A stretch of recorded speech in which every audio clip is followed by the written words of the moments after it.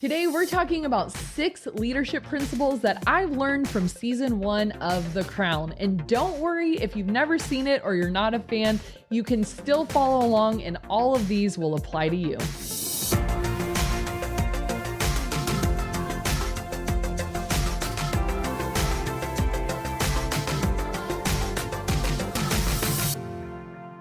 Hey, welcome to the Ministry Coach Podcast, where we bring you weekly tips and tactics to help you fast track the growth and health of your youth ministry. If we've not met before, my name is Jeff Lascola, and this is Kristen Lascola. I don't know if you guys are big Netflix bingers like we are, and I don't know if you and your spouse ever watch the same shows, or if you do like we do and combine on some and watch completely different things than other times. And the show we're going to talk about tonight is actually one that I've never seen at all. So I have nothing to contribute as usual. Stop it. Stop it. Yeah, this is my on my own show that I've been watching. I just didn't think you'd like it. It's The Crown. Yeah. But now that I've been watching it, I feel like you probably would hate it. I was say I've heard good things about it, so I don't know if it would be interesting. It's interesting. It's interesting. I had given it a start, and then I'm like, I'm not in the mood for this. And then I gave it another start, and I'm like, okay. Seems slow. Like it seems like it would be slow, but I could be wrong.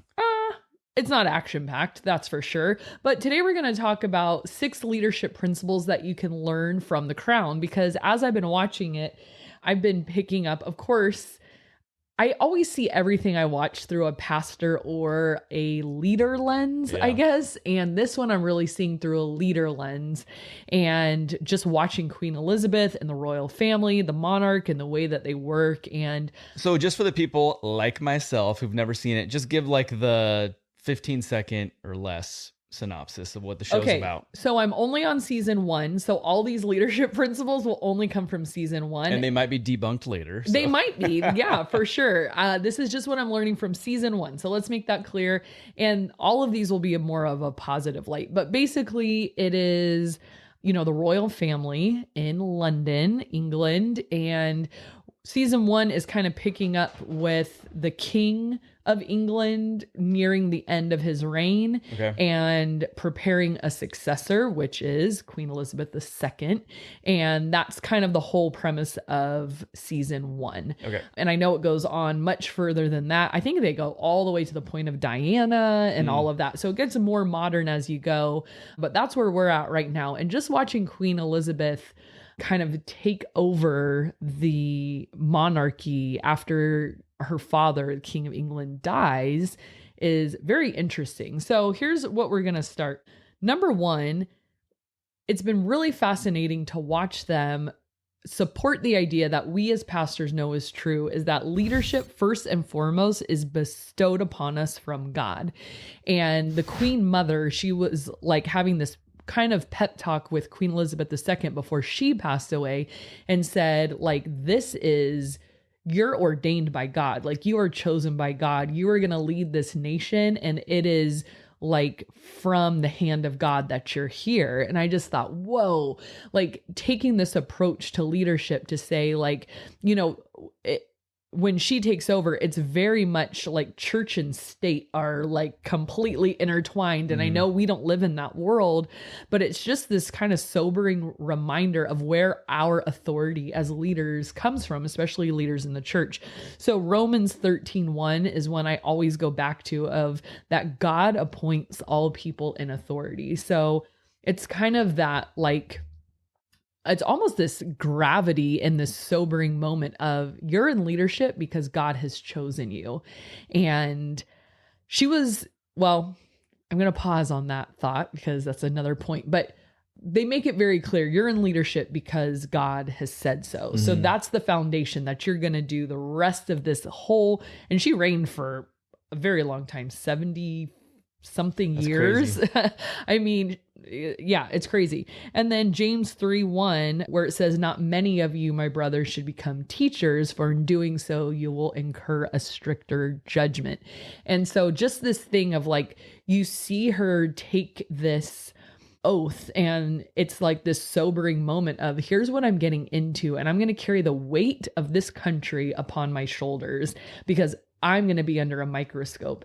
And she kind of points to that her uncle was actually the King of England and he resigned. So her father had to take over as King of England, and which made her in line for ruling Like overnight.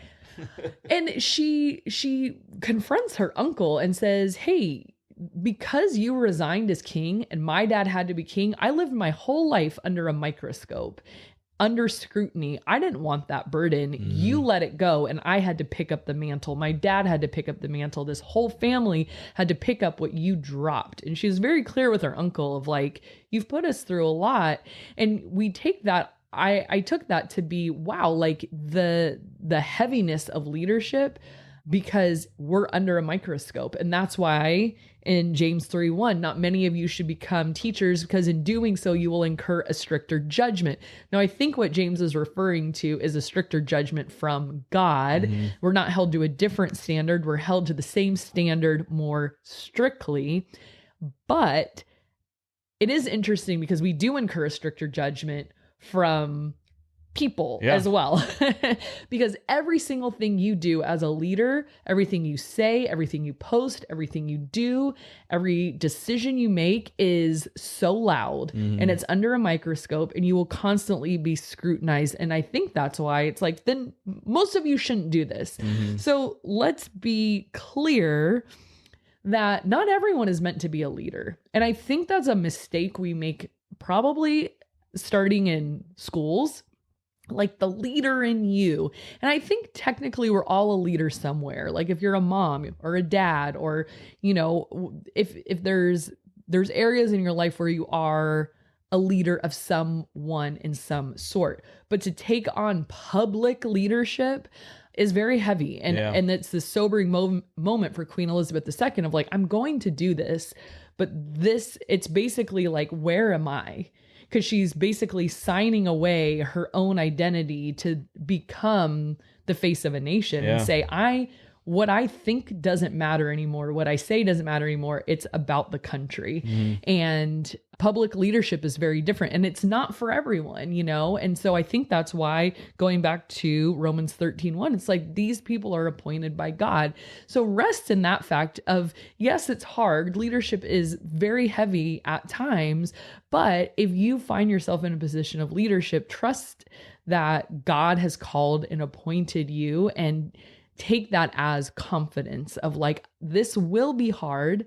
This will feel uphill at times, but I am ordained to be here. And so why did God call me?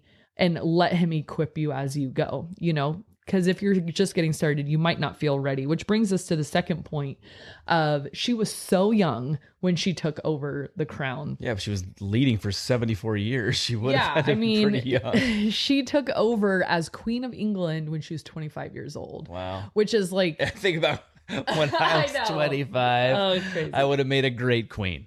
That's all I'm saying. Excuse me, still working on that cough. When I laugh, it comes out more. Okay, nothing so funny. Don't be funny, clown. No more, and so she's 25 years old and not just stepping into like, and she's already a mother at that point. So she has 2 children. She's married, and the King of England passes away and she steps into this leadership role. And you want to know what I've kind of extracted from that is, I think something, no matter where you're at in leadership, you can take is you realize the reason she's so confident. I mean, she quivers on the inside, but the reason she's so confident in her role is because of her proximity to her father, the King of England, and he was getting her ready all along. So they flash back to her when she was little, and she's actually helping him rehearse his coronation. And he like gives her the notes, and she's like saying the lines with him, and they're practicing what he's going to do and what he's going to say. And then as she's older, he goes through legal documents with her and says, hey, they give them to me right side up. I turn them over and I start from the bottom, because they always hide this stuff on the bottom that they don't want me to see. Right. So I start there. He lets her he's sick and can't travel, and he lets her do a visit to an African nation, you know, as a diplomatic visit or something like that. And so all along, he's like dripping leadership into her, starting from a really young child. And I think this incredibly powerful leadership principle comes out of that, of depending on where you're at in leadership, they always say you should be discipled by someone and discipling someone. Yeah, I've heard it that everybody should have a Paul and a Timothy in their life. Totally. And so who is she, or who are you pouring into? Like, who's coming up on your heels that you need to be developing and training and mentoring? Do you have your Timothy? Like, who is that person that you're developing? And then who's that person that you're looking ahead 5-10 years to, the Paul, to say, this is the kind of person I want to be. This is the kind of leader I want to be. And over time, hanging out with that person, spending time with that person, doing ministry with that person, doing life with that person, you adopt their qualities and attributes, just like she adopted the King of England's quality. And he was a very good king. He was very beloved and he was very real. He was very good with his family and very good with the nation, right? Or the country. Is it considered a nation or country? I'm thinking all our listeners and viewers from the UK, they may be like, oh, you guys have it way off, but we're doing the best we can. I'm trying my best. I'm trying. So according to the Crown, it seems as though he was. Well, I'm assuming because that's what you're saying. Yeah. But yeah, everybody should have somebody pouring into them and somebody that they are pouring into. Yes, and I think it's often harder to find someone to pour into you. I think it's very easy. Well, this is just me personally speaking. I can usually spot a ton of young people who are up and coming leaders who just need mentorship, who just need discipleship. I can spot that all day long. Right. Now, it's much harder to find someone, I feel like, who's your Paul. Yeah. And, you know. Well, you might be able to find them. Are they willing to be your Paul? But here's the thing. This is a secret I've learned. You never ask someone to be your mentor. Never. What you do is you just try to do some life with them, build relationship with them, have good conversation with them, be near them, but don't ever ask someone to be your mentor, because I feel like the moment you do that, you're like, what is this relationship supposed to be? How often are we supposed to meet? And it becomes more formalized and a lot of pressure, and people feel like it's this extra commitment. But like I was telling you last night, there was someone I want to spend more time with because I'm like, you know, like I have a feeling I need to be spending more time with this person, and they're kind of a peer, but kind of a little bit ahead of me. And I'm just like, I know I can learn a lot from them because every time I hang out with them, I learn so much. So I'm never going to go to them and be like, will you be my mentor? And like propose. But I want to just be like, hey, why don't we grab coffee, or let's hang out, or why don't I pop by your work and like, do you have a break? Let's hang out, or I'll bring you your favorite, whatever. I don't know. You just stalk them. Is what you're saying. Stalk them, DM them constantly, text them at all hours, but just proximity. And that breeds enough to where you just need 1 or 2 conversations a month and you can just sort of pick up on enough, you know, but I feel like asking for specific mentorship is, for some people it really works, but I've noticed for most people, it usually ends in a weird relationship where people feel like, can we ever get out of this? Instead of it like, no, we're just having a relationship. Where does the friendship begin and the mentorship end? You know, just make it more organic, I guess is what I'm saying. And that's what I found works for me, because I'm speaking from experience, and maybe the ladies out there will relate to this, but finding a mentor as a female youth pastor is very hard. People don't want to touch you with a 10-foot pole, and they don't want to spend any alone time with you. So it's like, okay, then let me just be near you and I'll just sort of hear your leadership style, or I'll just pick up on what you're doing. If I'm a part of a right conversation, if I'm in a right meeting, or if I can have a lunch with someone and just sort of like the whole like caught, not taught thing, I've been mentored without them even knowing it. Right. Surprise! You mentored me, sucker! And you can't take it back. You can't take it back. It's done. But that proximity piece is huge, because it's kind of the same thing as like being taught something versus experiencing something. Sure. And it's not exactly experiencing it, but if you're more just proximity learning, you're seeing experience learning, if that's a thing, you know, as opposed to step one, you know, it's like, well, that might not be as pertinent as just seeing you do step one kind of thing. Yeah. And I think that there's a lot of people that you could look at and say, I want to be like them in 5 years. I want to be like them in 10 years. And then just like start having coffee together, start having lunch together. I do that with a woman who I love hanging out with. I learned so much from her. I've never officially said, will you be my mentor? But every few months I'm like, let's go to coffee. And if you do it in that weird, awkward voice. Will you be my mentor? All right. Number 3. I love this one. Stand up for your family in ministry. So Queen Elizabeth II, she was married to the Duke of Edinburgh. And so he has some nobility, but he's considered a foreigner. So there's this constant tension between, like, he kind of has to renounce his nationality and say, okay, I'll be English because I'm going to be married to the Queen. And he sort of has to renounce that. And being her husband, he gives up a lot of things. Like, she's not going to take his name. He's going to take hers. They're not going to live in a family home. They're going to live in Buckingham Palace. And so he's giving Bummer. Well, he doesn't want to. Oh, wow. And so he wants to live in a different home, but the government's really pushing her. You guys need to be at Buckingham Palace. And so she's kind of like caught in this hard spot because he doesn't want to do it. And she's not taking his name. And so there's this one scene where he used to be in the Navy and now he really wants to learn how to fly. And so he has all the resources. And so he says, teach me to fly. And they're like, all right, we'll teach you. And so they start teaching him to fly and it becomes like his hobby. And he like feels so alive. And it's like his like sweet spot. Well, Winston Churchill, who's the prime minister at the time, is like, no, you can't fly. You can't engage in risky behavior that's not befitting of the Queen's husband. Like, you can't do this kind of stuff. And she fights for him. And she's like, you know what? You've taken away his name. You've taken away his home. You've taken away his country. Like, I'm going to draw a line in the sand. If he wants to fly, he can fly. You can't strip everything away from him.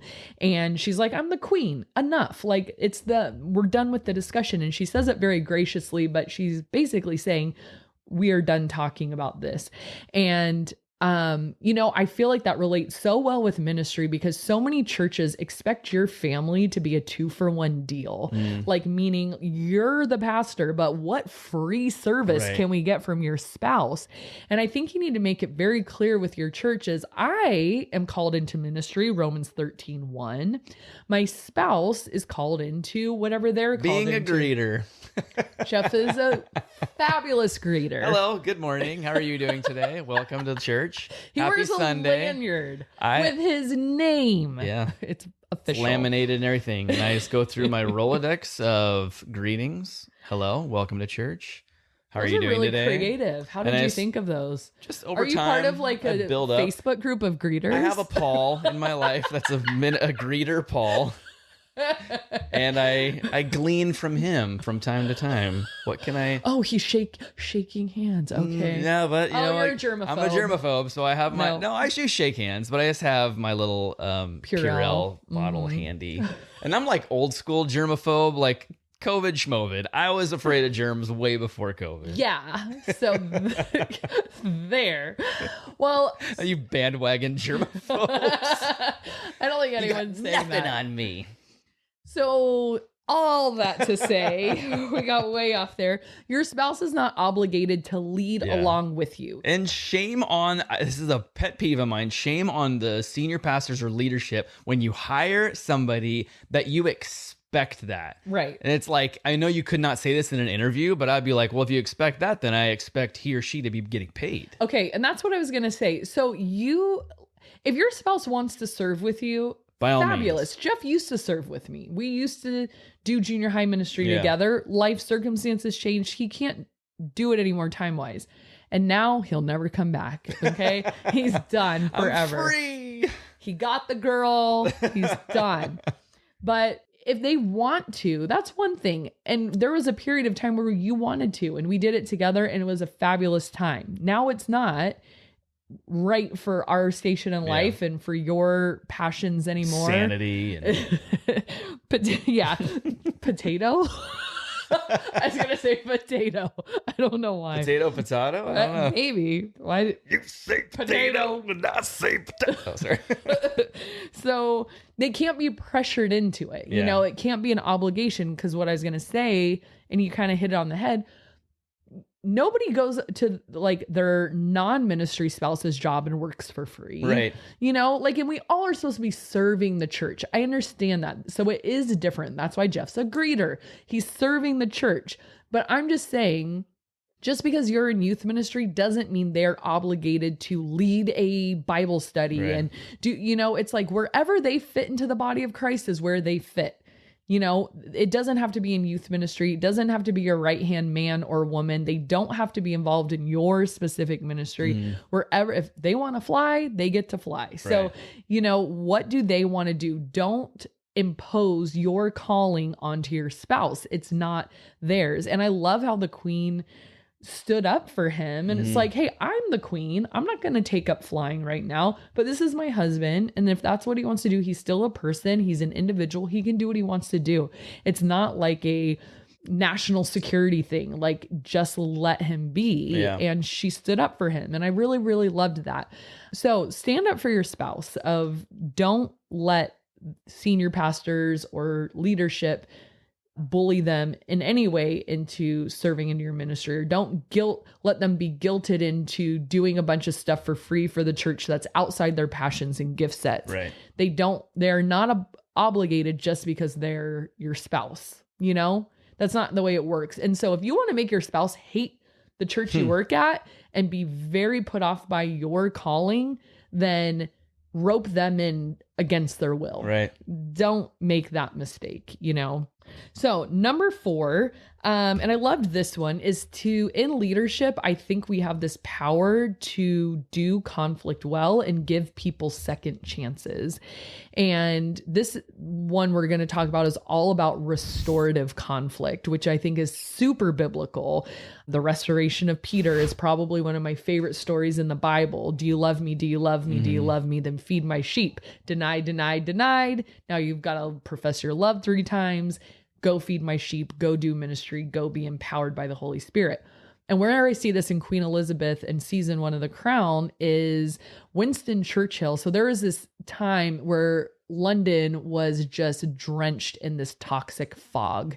So it was fog mixed with like these chemical emissions from like coal factories or whatever. And it was becoming very toxic, and people were dying and it was terrible, and people couldn't see, and people were getting hit by cars, and no travel was happening. And it was just bad. The hospitals were overrun, and Winston Churchill, you know, his party was somewhat responsible for these emissions.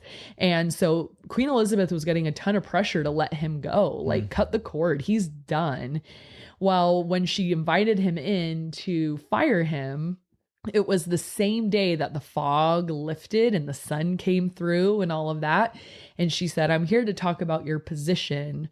And you see at the last minute, she's like, and then they cut. And then later he goes home and tells his wife, oh, she said she wanted to talk about my position of who I wanted to sit next to at the next like event or whatever. Do I want to sit next to this person, or this person? And his wife was like laughing, is like, do you think that's really what she wanted to talk to you about? He goes, no, she made a split-second decision. She was going to let me go, and she gave me another chance.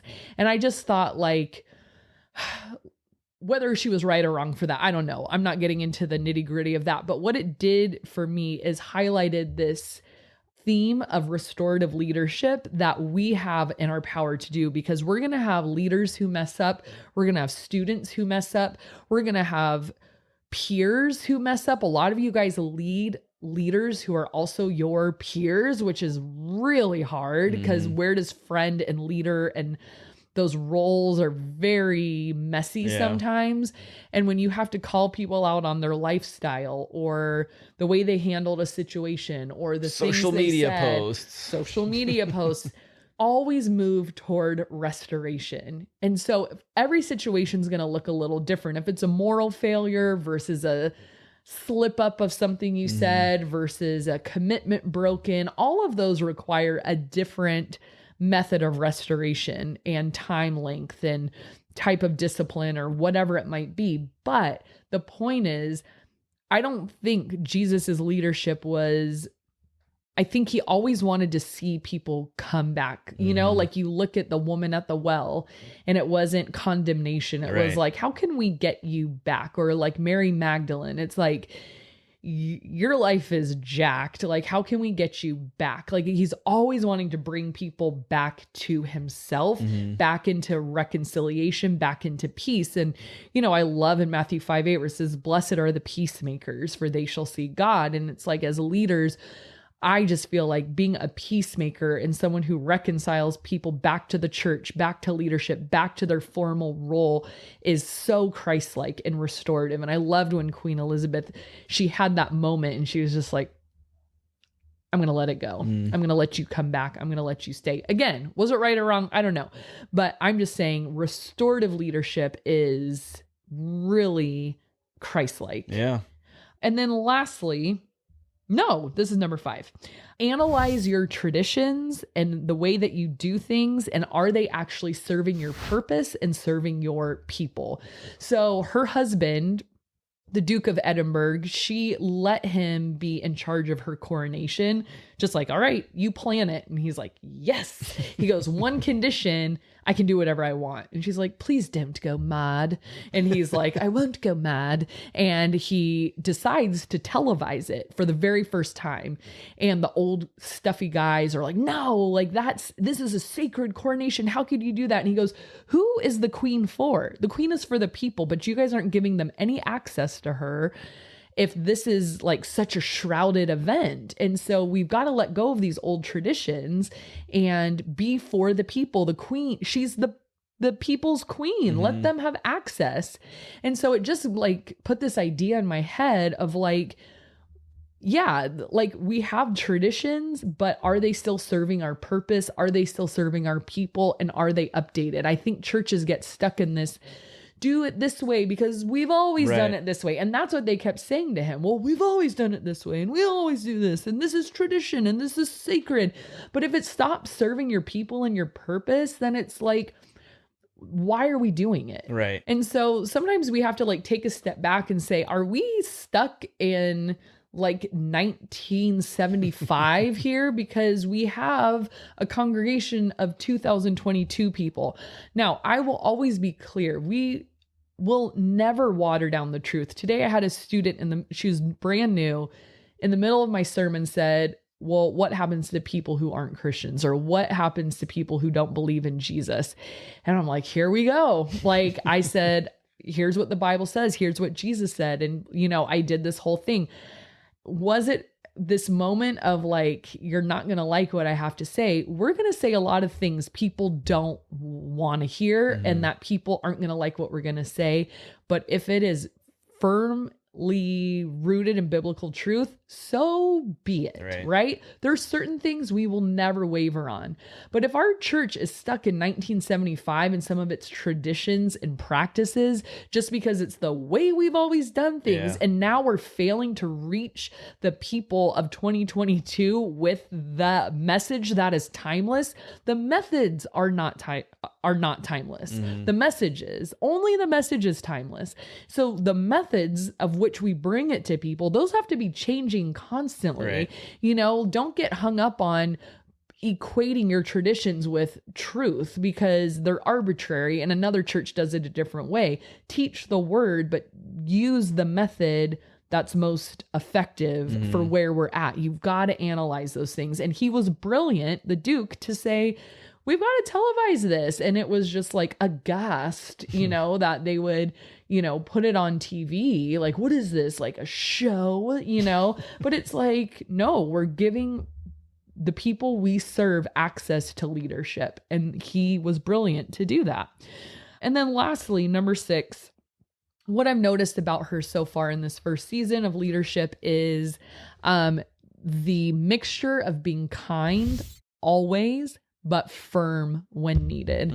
You know, she always answers everything with such grace and kindness. She doesn't yell, raise her voice, or be disagreeable or hard to work with. She is very easy and kind to work with, but she has a firm stance on what is truly important. And you see that her strength is not lost one bit in her kindness. And she is very, very confident leader, but not like a tyrannical kind of leader. And I think she learned that from her dad.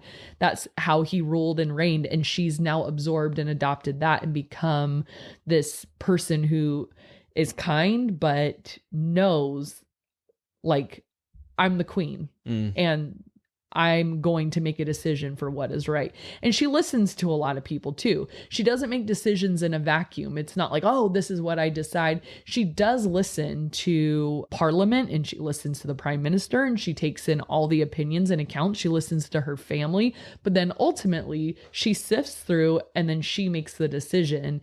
And sometimes her family disagrees with it and says, I think you're making the wrong decision. She said, that's okay. It's okay with me that you think that, and we can still be all right, but this is what we're going to do. And it's fascinating. So that's what I've learned so far. 6 things from season 1. So if you're like in season 3 and you're like, well, you don't know because this is going to happen, I'm very sorry. This is all I know. This is all I know about it so far. Well, maybe I will watch it. I don't know. It sounds halfway decent. Why not? Right? I'll have to finish it when I get through. I'll have to start it when I get through Stranger Things. It's scary. Oh my goodness. It is scary. So that's why now we have separate shows, because I couldn't watch Stranger Things anymore. At first it was just kind of like over the top to me. Like, this is like so like cheesy, scary. No, cheesy but came now, in season 2.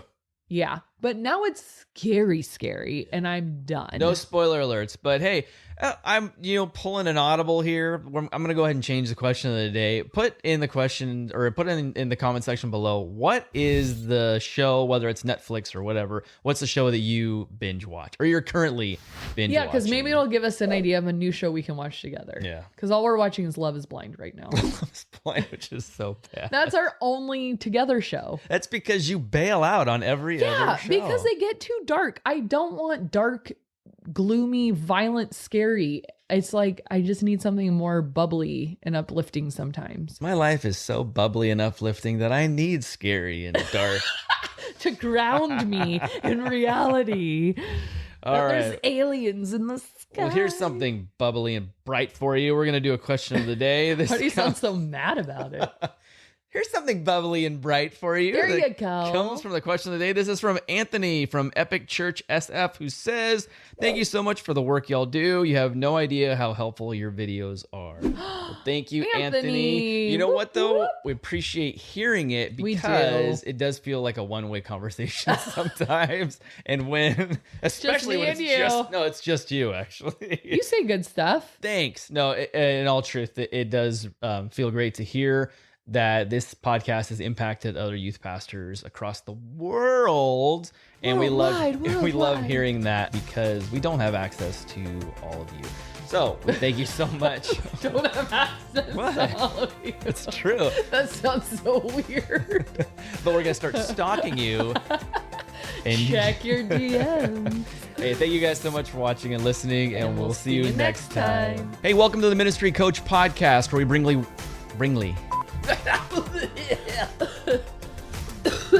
not just through a visitor's perspective. Yeah, completely.